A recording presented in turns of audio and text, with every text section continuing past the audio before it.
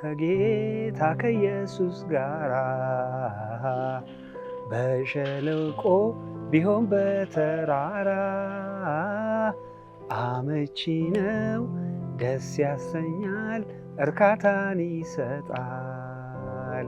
በዛ ላይ ብርሃን የምታይ የነበረው አንድ ጊዜ መጥቶ ጭልም ሲልብሽ በጣም ከባድ ነው።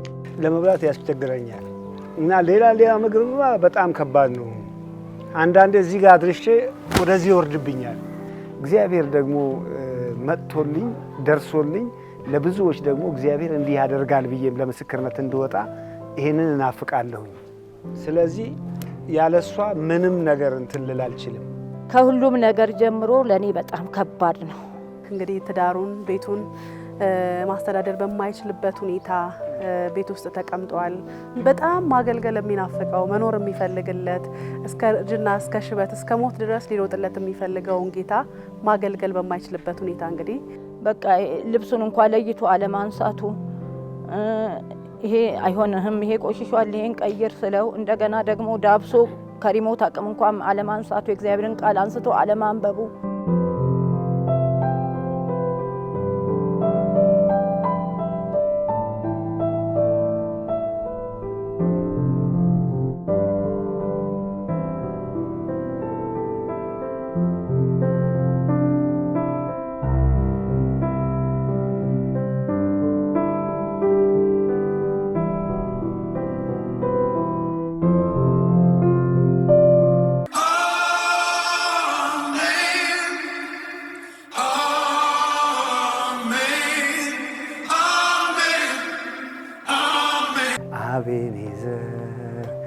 አቤኔዘር እስከ ዛሬ ድረስ እግዚአብሔር ረድቶናል፣ እንደተለመደው ድንቅ አድርጎልናል፣ ባህሩንም ከፍሎ አሻግሮናል።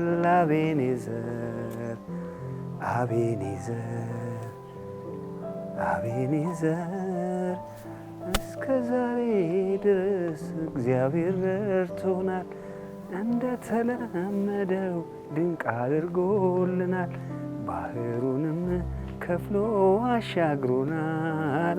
አቤኔዘር። ስሜ ሰለሞን ሽታ ነው። በቤተ ክርስቲያን የተሰጠኝ አገልግሎት ደግሞ የወንጌላዊነት አገልግሎት ነው። በዚህ በወንጌላዊነት አገልግሎት ከ1987 ነው 1989 ጀምሮ በሙሉ ጊዜ አገልጋይነት በወንጌላዊነት በሰሜን አዲስ አበባ ቃለ ሕይወት ቤተክርስቲያን እንዲሁም ደግሞ በዓለም ገና ቃለ ሕይወት ቤተክርስቲያን አገልግያለሁ። እንግዲህ ያው ከዛ በፊት ቦሌ ቃለ ሕይወት በነበርኩበትም ጊዜ ወይም ደግሞ ጌጃ ቃለ ሕይወት በነበርኩበትም ጊዜ በጌጃ ቃለ ሕይወት በወጣቶች አገልግሎት የመጽሐፍ ቅዱስ ጥናት ዝግጅትና ጥናትን በመምራት አገለግል ነበር። እዛ ከኔ ጋር አብረው የሚያገለግሉ ወንድሜ አለሙ ገብረስላሴ አለ፣ ወንድሜ አዲስ አማዱ አለ፣ ሌሎችም አገልጋዮች እነ ተስፋዬ በቀለም አሉ። ከሴቶችም እነ ቆንጂት እና እነ የሹምነሽ የሚባሉ አገልጋዮች ነበሩ። ከነሱ ጋር አብረን ከምናገለግልበት ነው እንግዲህ በ86 እና በ87 ዓመተ ምህረት ገጃ 11 ቦታ በምትከፈልበት ጊዜ እኔ ቦሌ ቃለ ሕይወት ተመድቤ ቦሌ ቃለ ሕይወት በሰንበት ትምህርት በማስተማር ፕሮግራም በመምራት አገለግል ነበር። ከዛም ባለፈ በሽምግልና ውስጥ በጸሐፊነት በሽማግሌዎች ጸሐፊነት እያገለገልኩ እያለሁ ከዛ ነው እንግዲህ ገጃ ተጠርቼ ወደ ሰሜን ቃለ ሕይወት አዲሱ ገበያ አካባቢ ማለት ነው የሙሉ ጊዜ አገልጋይ ሆኜ የተመደብኩት በዛን ወቅት ነበር በ89 ዓመተ ምህረት ማለት ነው። እንግዲህ ከዛ ቀጥዬ እንትን ብል ጥሩ ነው። እዛ ለ9 ዓመት ያህል ካገለገልኩ በኋላ በነበረው ሁኔታ ከዛ ለቅቄ ለ2 ዓመት ያህል ያው በትምህርት ላይ ቆየሁኝ። ኢቲሲ ይማር ነበረ። ኢቲሲ ተምሬ ልክ እንደጨረስኩኝ ዓለም ገና ቃለ ሕይወት ደግሞ በሙሉ ጊዜ አገልጋይነት ተቀበሉኝ። እዛ ለ7 ዓመት ለ8 ዓመት ያህል አገለገልኩኝ። እንግዲህ እግዚአብሔር ረድቶን እዛ በከተማ ውስጥ አንዲት ትንሽዬ አጥቢያ ቤተክርስቲያን የነበረችን ግን ጌታ ረድቶን በጣም እንትኑ ሰፍቶ አሁን 3 ትልልቅ ቤተክርስቲያናት ተመስርተዋል። እኔ እዛ ሲሄድ ጥቂት ሰዎች ነበር፣ በጣት የሚቆጠሩ ቤተሰቦች ብቻ ነበሩ የነበሩት። እግዚአብሔር ግን በጣም ቤተክርስቲያናችንን አስፍቶ ዛሬ ወደ 3 ትልልቅ አጥቢያ ቤተክርስቲያናት አሉ እዛ። ከዛ በኋላ ከዛ ወጥቼ እንግዲህ ከዓለም ገና ወጥቼ በእዝራ የመጽሐፍ ቅዱስ ትምህርት ቤት የሙሉ ጊዜ አስተማሪ ሆኜ እንትን አልኩኝ። እዛ ተቀበሉኝ። እዛ እያገለገልኩ እያለሁ ነው እንግዲህ በ2013 ታህሳስ ላይ አይኔን አመመኝ። ለመታከም ሞከርኩኝ ብዙ ቦታ፣ በተለይ ኮሪያ ሆስፒታል፣ ዋጋ ሆስፒታል፣ የአይን ክሊኒክ ታከምኩኝ። ግን ያው ብዙ እንትን አልነበረም። እንደገናም ውጭ ሄጄም ለመታከም ሁኔታዎችን አመቻችቼ ከዶክተር ስዩም አንቶኒዮስ ጋር በመተባበር አንድ ስፔሻሊስት አለ ዶክተር ናሆም የሚባል፣ ዶክተር ናሆም ጋር ሄጄ እንዲያየኝ ያደረገልኝ ዶክተር ስዩም እና ሳያየኝ ያው የሚደረገው ነገር ሁሉ ተደርጓል እና የትም ቦታ ብትሄድ ምንም ለውጥ አይመጣም፣ ዝም ብለህ ቁጭ በል ብሎ ያ ስፔሻሊስት የሆነው የአይን ሐኪም እንደዛ ብሎ ነገረኝ። ከዛ በኋላ ተስፋ ቆርጬ እኔም ቁጭ አልኩኝ እና ኦልሞስት እንግዲህ አሁን 5ኛ ዓመቴ ነው። እስካሁን ድረስ እቤት ነው ቁጭ ያልኩት። ከቤት እንትን አለ ያለ ሰው እርዳታ መውጣት አልችልም። ያው እንደምታዩኝ ከዘራዬን ይዤ ሰው ደግሞ በአንድ በኩል ደግፎኝ ነው ወደ ቤተክርስቲያን እንኳን ለመሄድ ቤተክርስቲያን ደርሼ ለመምጣት ሰው ከሌለኝ መውጣት አልችልም ከቤት እና እንዲህ አይነት አደጋ ላይ ነው የወደቅኩት ማለት ነው።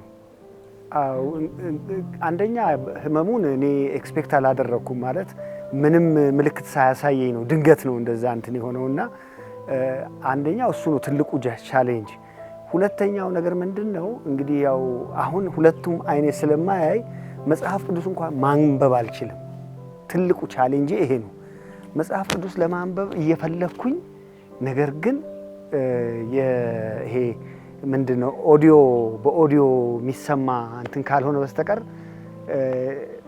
ያው የማንበቡ ችግር እሱ ራሱን የቻለ ትልቅ ችግር ነውና ለማገልገልም ቤተሰቤንም ለማገልገል ወጥቼም ለማገልገል አሁን ይሄ አንዱ ትልቅ ተግዳሮት የሆነብኝ ነገር ይሄ ነው። ሌላውን ነገር እንግዲህ እግዚአብሔር እስከዛሬ ድረስ እያረደ ቅድም እንደዘመርኩት እግዚአብሔር እያኖረን ነው ያለው። ምንም እግዚአብሔር ያሳፈረኝ ነገር የለም። እስከዛሬ ድረስ ቅዱሳን እየረዱኝ ሰዎች እያገዙኝ ነው ምኖረው እንጂ ደሞዜ እንዳልኩሽ ቅድም ከ2003 ታህሳስ ጀምሮ ደሞዝ የሚባል ነገር የለም ምን የለም። በቃ ዝም ብዬ ነው ቁጭ ያልኩት እና ይሄ ነው እንግዲህ ትልቁ ቻሌንጅ። ያው ኑሮም ራሱ ቻሌንጅ ነው። እንደገናም ደግሞ ያው በአገልግሎት የኖረ ሰው የሮጠ ሰው ተሰብስቦ እንደገና ቁጭ ሲል ደግሞ ይታይሽ በጣም ከባድ ነገር ነው የገጠመኝ ማለት ነው። እንግዲህ እግዚአብሔር እንደረዳቸው ቢያግዙኝ ደስ ይለኛል። መጽሐፍ ቅዱስ በማቴዎስ ወንጌል ምዕራፍ 25 ላይ ሲናገር ታምሜ አልጠየቃችሁኝም ይላል፣ ታስሬ አልጠየቃችሁኝም ይላል እና እዛ ላይ በጣም ትልቅ ማስጠንቀቂያ ነው የሚሰጠው። ስለዚህ ቅዱሳን ይሄን ነገር እንደ ቀልድ እንዳናየው የተቸገሩ ሰዎችን መርዳት፣ የተቸገሩ የታመሙ ሰዎችን መጠየቅ ይሄ የኛ ኃላፊነት ነው፣ የቅዱሳን ኃላፊነት ነው እና በተቻላቸው መጠን አይዞህ እንዲሉኝ የት ነህ እንዴት ነህ እንዲሉኝ እፈልጋለሁኝ። ማለት ሰው አሁን እናንተ ስትመጡ በጣም ነው ደስ ያለኝ። ምክንያቱም ማንም ሰው መጥቶ ጠይቆኝ ስለማያውቅ በዚህ ሰዓት ወይ ተኝቻለሁ ወይ የሆነ ነገር እንትን እያልኩ ነው መሆኑና ቅዱሳን በተቻላቸው መጠን ቢጸልዩልኝ ይሄ ትልቁ ነገር ስለኔ ቢጸልዩ በጌታ ፊት ቢያቀርቡኝ ደስ ይለኛል። እንዲሁም ደግሞ በሚችሉት መንገድ ሁሉ አይዞህ እንዲሉኝ በርታ እንዲሉኝ እፈልጋለሁ። እግዚአብሔር ይባርካቸው። እንግዲህ እናንተንም እግዚአብሔር ይባርካችሁ። በጣም አመሰግናለሁ። አንቺንም ወንድሜን ሚሊዮንን ወንድሜን አለሙን ሁላችሁንም እግዚአብሔር ይባርካችሁ። በዚህ ጉዳይ ላይ ገብታችሁ ይሄን ያህል ዋጋ ከፍላችሁ እንዲህ ያደረጋችሁልኝ እናንተ እግዚአብሔር ይባርካችሁ፣ ብድራታችሁን እግዚአብሔር ይመልስ እምለው ነገር ይሄ ነው። ስለ እናንተ ከመጸለይ በቀር ሌላ ምንም እምለው ነገር የለኝም። ያው እንዳልኩሽ የእይታ ጉዳይ መጽሐፍ ቅዱስም ሲናገር ምንድነው የሚለው? ዓይን የሰውነት ብርሃን ነው ይላል። ዓይን አለመኖር ማለት ትልቅ ስብራት ነው፣ ትልቅ ስብራት ነው። እና እምበላውን ነገር አላየውም። ያው ባለቤቴ ስላለች እሷ ነች እንትን የምትልልኝ፣ መጽሐፍ ቅዱስ የምታነብልኝ እሷ ነች። የትኛውንም ነገር ካጠገቤ ሆና የምትረዳኝ እሷ ነች እንጂ እሷ ባትኖር ኖሮ በቃ ዓይኔ ጠፍቶ የምወጣበት የምገባበት እንትን ሳይኖረኝ በጣም ከባድ ነው፣ በጣም ከባድ ነው። እና እንዳልሽው ዓይን እያለኝ ብዙ ቦታዎችን ሄጄ አገልግያለሁ።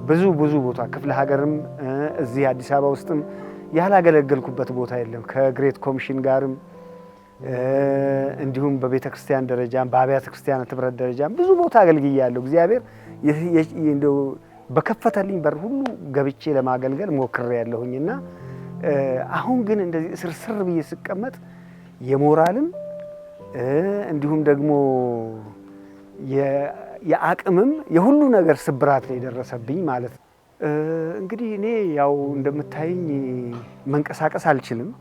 ከቦታ ቦታ በግሌ በራሴ መንቀሳቀስ አልችልም እና ያሉኝ እነሱ ናቸው እንዳልሽው ባለቤቴና ልጄ ናቸው ያሉት። ልጄም የራሱ የሆነ ህይወትና የራሱ የሆነ ስራ ስላለው ናና እንዲህ አርገኝ ብለው ሊሰማኝ የሚችል አይመስለኝም አሁን ሳስበው።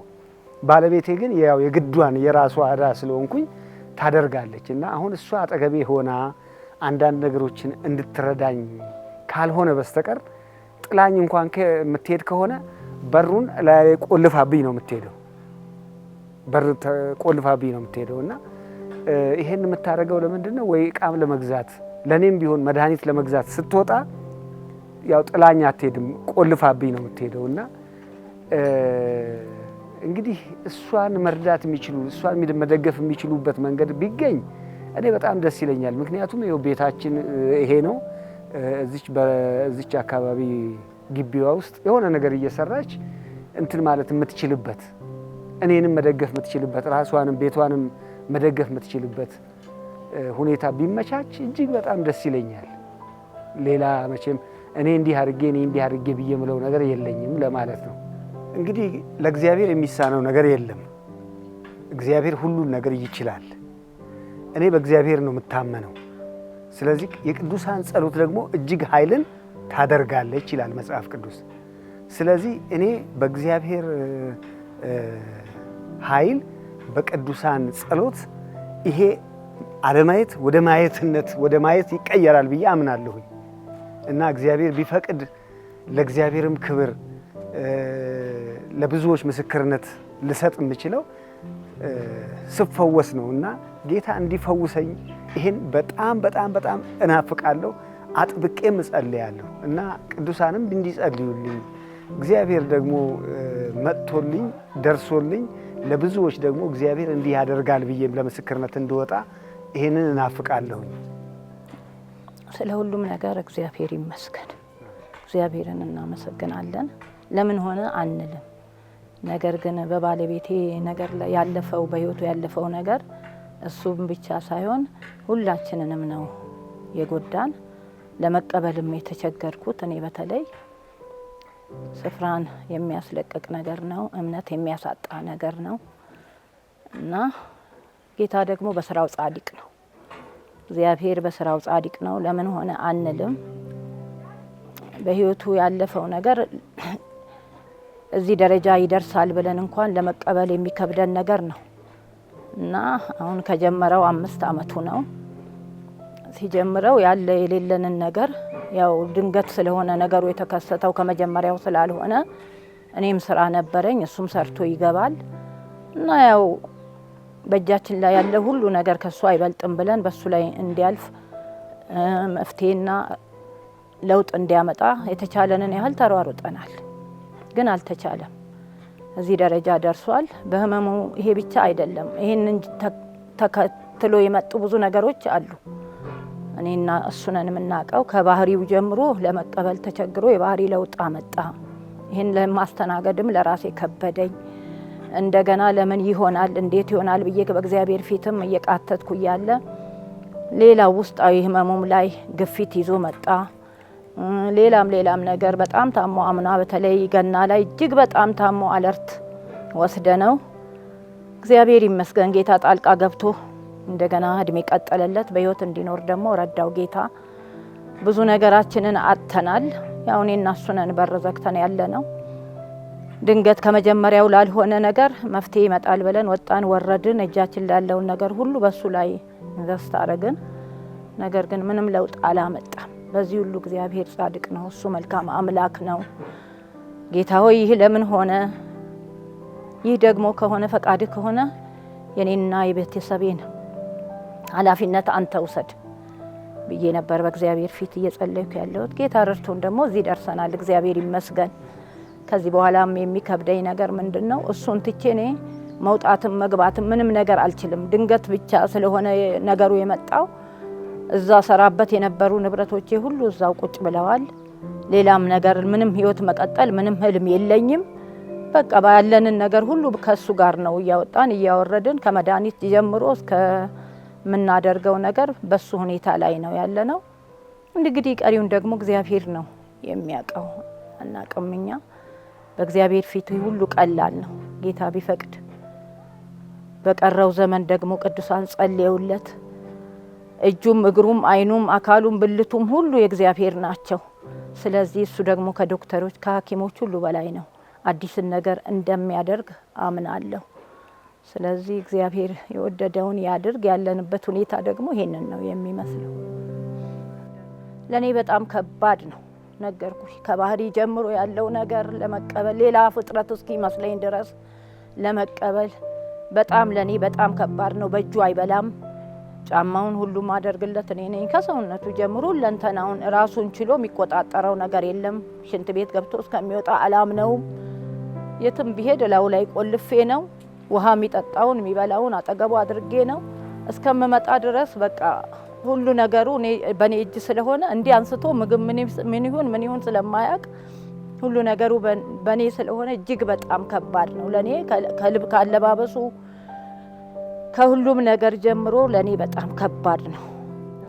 በመጀመሪያ እንዲጸልዩለት ነው የምፈልገው። ጌታ ድንቅን እንዲያደርግ በእግዚአብሔር ፊት እንዲያቀርቡ አዲስን ነገር እንዲያደርግለት እንዲጸልዩለት እፈልጋለሁ።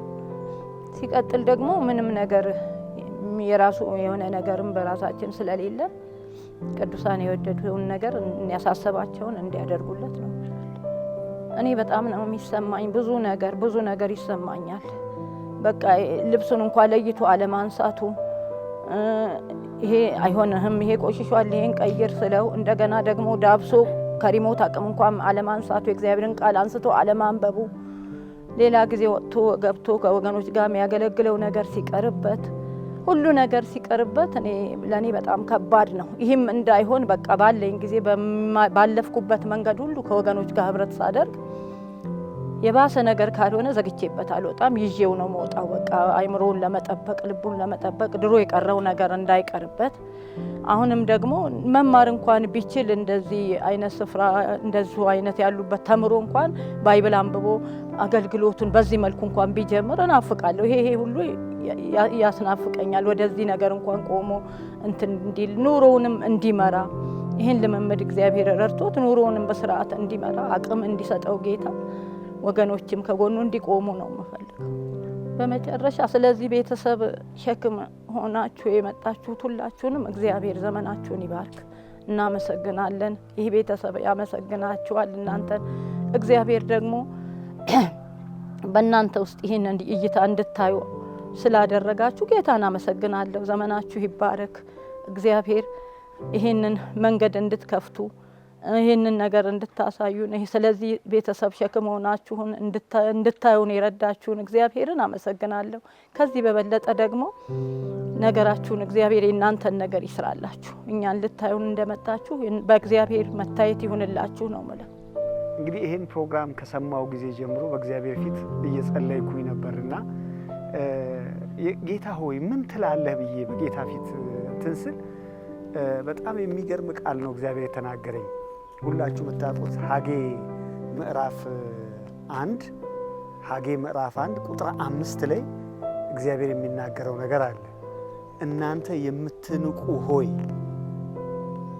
እዩ፣ ተደነቁ፣ በዘመናችሁ እንኳን ቢተረክላችሁ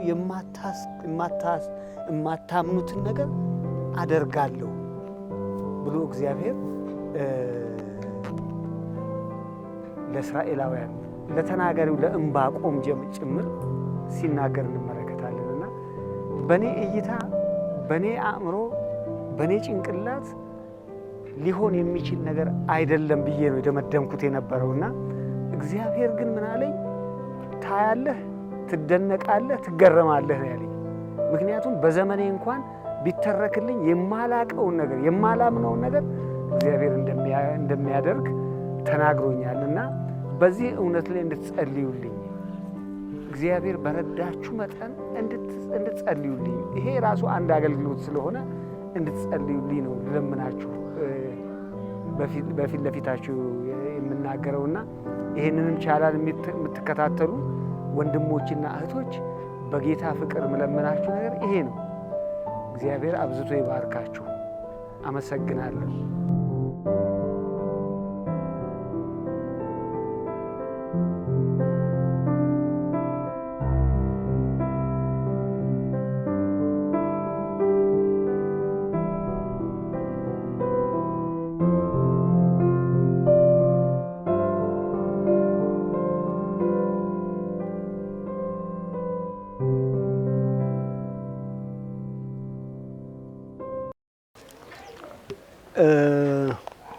የትኛውንም ምግብ ለመብላት ያስቸግረኛል።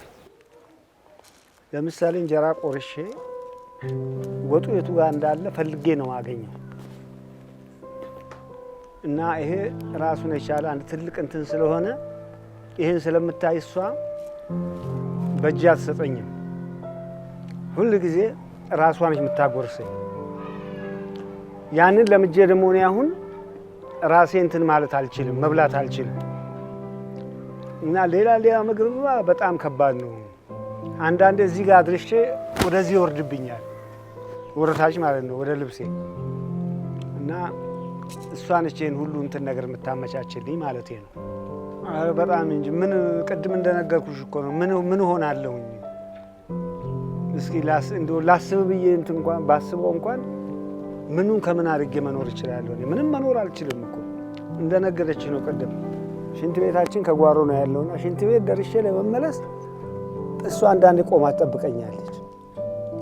ድንገት እንኳን ብዘገይ ምን ነው ወደቅኩ ብላ መጣ በድግ አርጋኝ ነው የምታመጣኝ።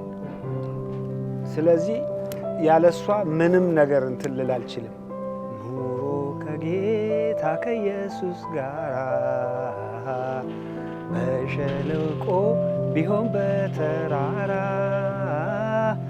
አመቺ ነው፣ ደስ ያሰኛል፣ እርካታን ይሰጣል።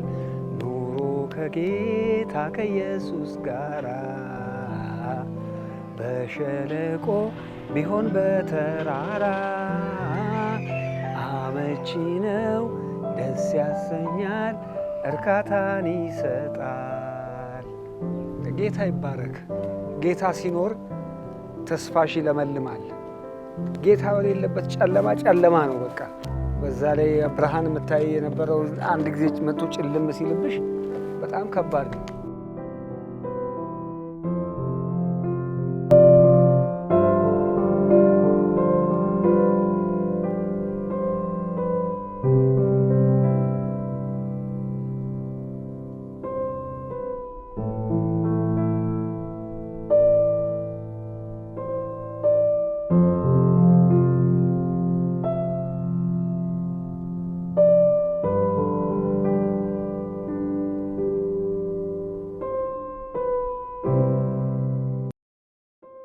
መጽሐፍ ቅዱስ ሲናገር ጻድቅ ሲራብ ዘሩም እህልን ሲለምን አላየውም ይላልና እግዚአብሔርን ያገለገለ ሰው፣ ለእግዚአብሔር የኖረ ሰው፣ እግዚአብሔርን ደግሞ የተከተለ ሰው ሲጣል ሲወድቅ አላየንም። ሆነን ለመናገርና እግዚአብሔር ሰውን የሚያስበው፣ እግዚአብሔር ሰውን የሚባርከው፣ እግዚአብሔር ሰውን የሚጎበኘው ደግሞ በእኛው ነው፣ በሰው ነው እግዚአብሔር የሚሰራው። ምናልባት ዛሬ እዚህ ስፍራ ተገኝቼ ይህንን ፕሮግራም ስዘግብ በጣም ነው ልቤ የተነካው። ምክንያቱም እኔ ጌታን ለማገልገል ያለኝን ረሃብ ጥማት አውቃለሁኝ ማለት ነውና ከ20 ዓመት በላይ አጠገብ የምታዩት ወንጌላዊ ሰለሞን እግዚአብሔርን በማገልገል የእግዚአብሔርን ስራ በመስራት በግሬት ኮሚሽን እንዲሁም በቃለ ሕይወት ቤተክርስቲያን በማገልገል ሰፊ የወንጌል እንቅስቃሴ የወንጌልን ስራ ሲያደርግ ወጣትነቱን እድሜውን ሰጥቶ ያገለገለ ሰው ነውና ዛሬ ላይ ግን ለ5 ዓመታት ያህል እንግዲህ ትዳሩን ቤቱን ማስተዳደር በማይችልበት ሁኔታ ቤት ውስጥ ተቀምጧል። በጣም ማገልገል የሚናፍቀው መኖር የሚፈልግለት እስከ እርጅና እስከ ሽበት እስከ ሞት ድረስ ሊሮጥለት የሚፈልገውን ጌታ ማገልገል በማይችልበት ሁኔታ እንግዲህ ለ5 ዓመታት ያህል እዚህ ቤት ውስጥ ተቀምጦ በባለቤቱ እርዳታ በባለቤቱ ድጋፍ ብቻ እየተንቀሳቀሰ ይገኛል ማለት ነውና በጣም ልብ ይነካል ማለት ነው። ምክንያቱም ወዳጆቼ ሆይ ዛሬ የሮጥን ነው ያገለገልን ነው፣ ነገ ግን ምን እንደሚገጥመን አናቅምና መጽሐፍ ቅዱስ ሲናገር ተርቤ አላበላችሁኝም ታርዤ አልጠየቃችሁኝም ይላልና ካለን ነገር ከጉድለታችን ከድካማችን እንድንረዳው እንድናግዘው ከጎኑ እንድንቆም ነው በጌታ ፍቅር የምጠይቃችሁ። እንግዲህ በጣም ምን ትናፍቃለህ ብዬ ስጠይቀው ነበርና በጣም ምናፍቀውንም ወደው መጽሐፍ ቅዱስ ማንበብ ነው ያንን ጌታ ማገልገል ነው ሲል ነበርና ባለቤቱም ስትናገር መጽሐፍ ቅዱስን እንኳን ማንበብ አለመቻሉ በጣም ይሰብረኛል ስትል ነበርና ይህንን ፕሮግራም የምትከታተሉ በሀገርም ከሀገርም ውጭ ያላችሁ በክርስቶስ ኢየሱስ የምታምኑ በወንጌል የምታምኑ በጌታን በማገልገል የምታምኑ ወገኖች በጌታ ፍቅር እጠይቃችኋለሁ ከጉድለታችሁ እንድታግዙት እንድትረዱት። ዛሬ ላይ ቁጭ ብሏል። ለ5 ዓመታት ያህል ማገልገል አይችልም፣ ከቤት መውጣት አይችልም። ባለቤቱም እንግዲህ ድጋፍ የሚያስፈልጋት ናት ማለት ነው።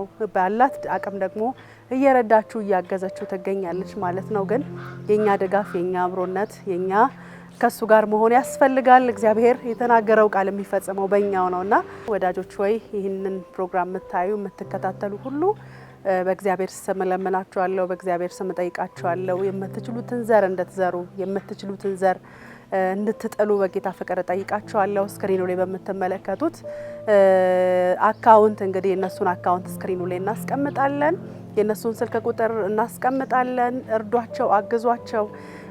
እንግዲህ ወንጌላዊ እንደ ትላንት ማገልገል ባይችል እንኳን ቤት ውስጥ ቁጭ ብሎ እንዲጸልይ የእግዚአብሔርን ቃል እንዲማር ደግሞ መማርም ይፈልጋል። ምናልባት በእንዲህ አይነት መንገድ የምትሰሩ የምታገለግሉ ወገኖችም ደግሞ እጃችሁን እንድትዘሩ ጠይቃለሁኝ ማለት ነው። ባለቤቱ ወደ ስራ እንድትገባ እንድትንቀሳቀስ እንደገና ፋሚሊ መሆን የምትፈልጉ ሰዎች በእውነት ኢትዮጵያ ውስጥ ያለው የኑሮ ውድነት በጣም ከባድ ነው።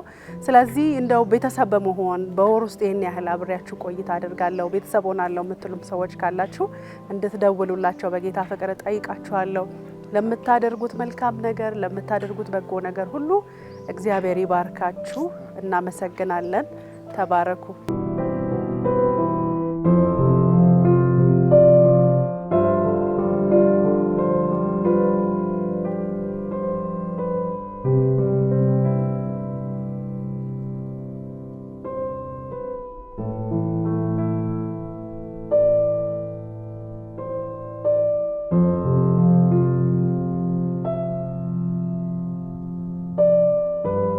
ስሜ አለሙ ገብረ ስላሴ ይባላል።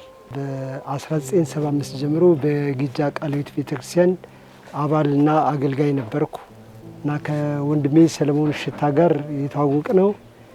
በዚህ በመጽሐፍ ቅዱስ አስጠኝነት ተገናኘን። እኔ ለረጅም ጊዜ የመጽሐፍ ቅዱስ ጥናት መሪ ሆኜ በነበርኩበት ጊዜ ወደ ወጣቶች አገልግሎት ሰፋ ያለ አገልግሎት ስለነበር ወደዛ በሚሄድበት ጊዜ ወንድሜ ሰለሞን ልቤን በሚያሳርፍ ነገር የወጣቶች አገልግሎትን ባይብል ስተዲውን በስፋት አጠናክሮ ይዞት ነበር እንዳይበተን አድርጎ ማለት ነውና ከዛም በኋላ ባለን ቀረቤታ ብዙ ጊዜ ሸኘዋለሁ። መንገድ ላይ በልብ በሐሳብ ብዙ እንግባባለን እና በጸባዩ በብዙ ነገር ይመቸኛል። ያለው መንፈሳዊ ጥማትና ፍላጎት ከፍተኛ ነው እና በኋላ ደግሞ እሱ ለሰርግ ሲዘጋጅ ሚዜው ነበርኩ። ጥሩ የጓደኝነት ጊዜ አሳልፈናል እስከ ቤተሰብ ድረስ።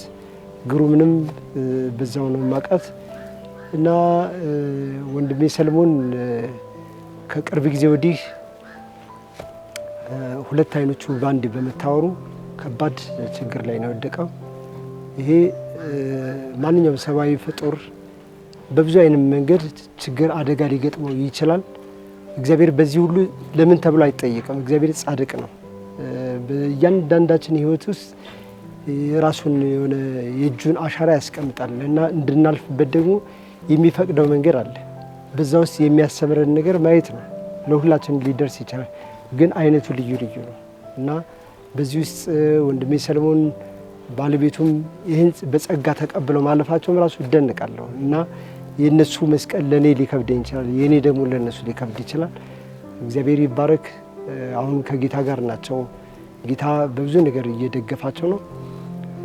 ሆም ብለን ግን እኛ ቅዱሳን ይህ ሰው እንዴት ይሆናል?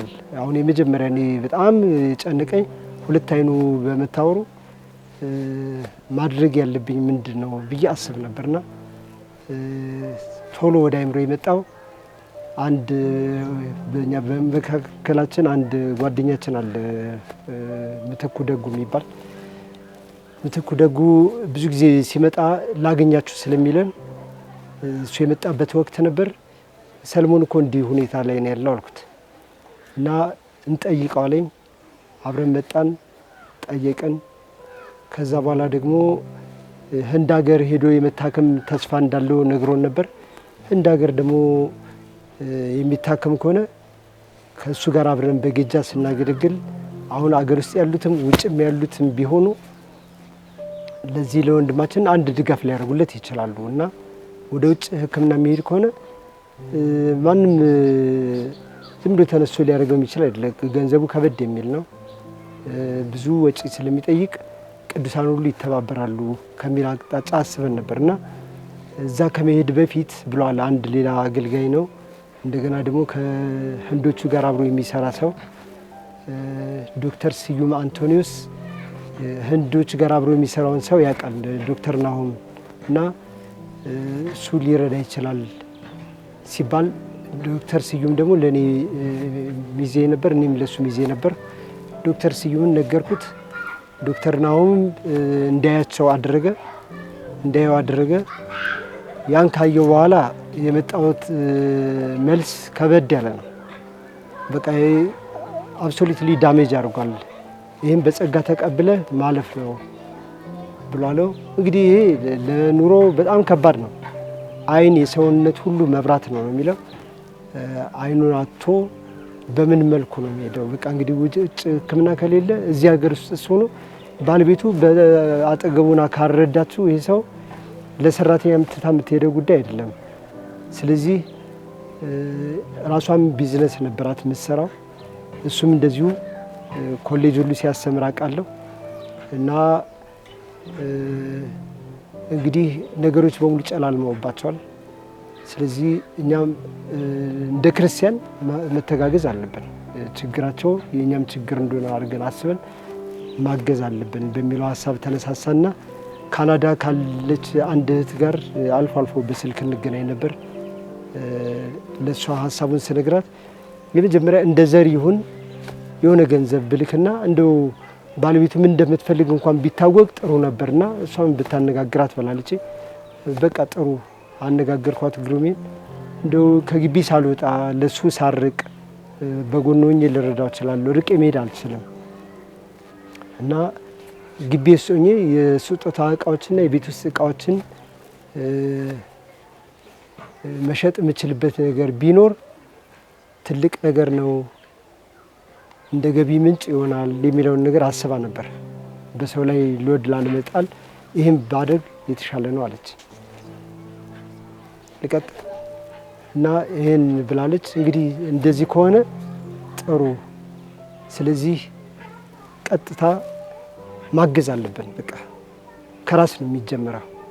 እኛ በቅርብ አብረን በባይብል ስተዲ ስናገለግል የነበርን፣ በወጣቶች አገልግሎት ስናገለግል የነበር እነሱን ሊስት አውት አድርገን በኮሚቴ ፎርም አድርገን በጋራ ከዛ በኋላ በዋትስአፕ በቴሌግራም አድርገን ሞከር። እንግዲህ የተወሰኑ ቅዱሳን የሚያውቁ አንዳንዶች ተባብረውናል። እግዚአብሔር ይባርካቸው። ቀላል ነገር አይደለም። ግን አሁን በዚህም ነገር ከወቅቱ ብዙ ነገሮች ስንነሳ ቢዝነስም አስቸጋሪ ነገር ነው። ግን ሌላም አቅጣጫ ነገር ታስቦበት ተጸልዮ ወደ አንድ ፕሮጀክት ላይ ተቀይሮ እነሱ እንደ ገቢ ምንጭ ሊጠቀሙበት የሚችሉት ነገር ቢኖር አትሊስት ልባቸውን ያሳርፋል የሚለውን ነገር ከማሰብ አቅጣጫ ቅዱሳን በህይወት ዘመናችን ለሌሎች መርዳትን መቆረስን እግዚአብሔር በእያንዳንዳችን ላይ ይህን ያኖራል፣ አይከለክልም። ግን ሰው ለራሱ ስስት ሲል ነው የሚቸግረው እና እግዚአብሔር ልቦናና ማስተዋል ከሰጠን ወንድማችንና እህታችን በዚህ መንገድ ብንረዳቸው የራሳቸው የገቢ ምንጭ ኖሮ ለማንም ጫና ሳይሆኑ ራሳቸው ደስተኛ ላይፋቸውን ይህን ህመሙን ደግሞ ወይም ያሉትን ችግሮች ወንድማችን እህታችን ጠቅሰውታል እና ያንን ችግር ከጸጋ ጋር ተቀብለው ማለፍ ትልቅ ነገር ነው። ከዚህ ተጨማሪ ደግሞ ይህን ሲያገኙ አትሊስት የተሻለ ነገር ይሆናል ብዬ አስባለሁ እና ሌላው ከዚህ በገንዘብ በምናምን ነገር ከምናደርገውም በላይ ደግሞ አንዳንድ ቅዱሳን በዚህ መንገድ ውስጥ አሁን እንደነ ወንድማችን አገኘው ሌሎችም በአይን ብርሃን የታወቁ እና ችግር ያለባቸው ሰፊውን ዘመናቸው እንዴት አለፉትና አንዳንድ በስነ ልቦናም ቢሆን በአይንም ደረጃ ላይ ለመጡ ችግሮች በመልክ ወንድሜና እህቴ ሊተጋገዙ በቀላል ሊያደርጉት ይችላሉ። ወደ አገልግሎትስ እንዴት መልሶ መግባትና ማገልገል እንደሚችል ምክር ቢሰጡ ቢለግሱ ጥሩ ነው።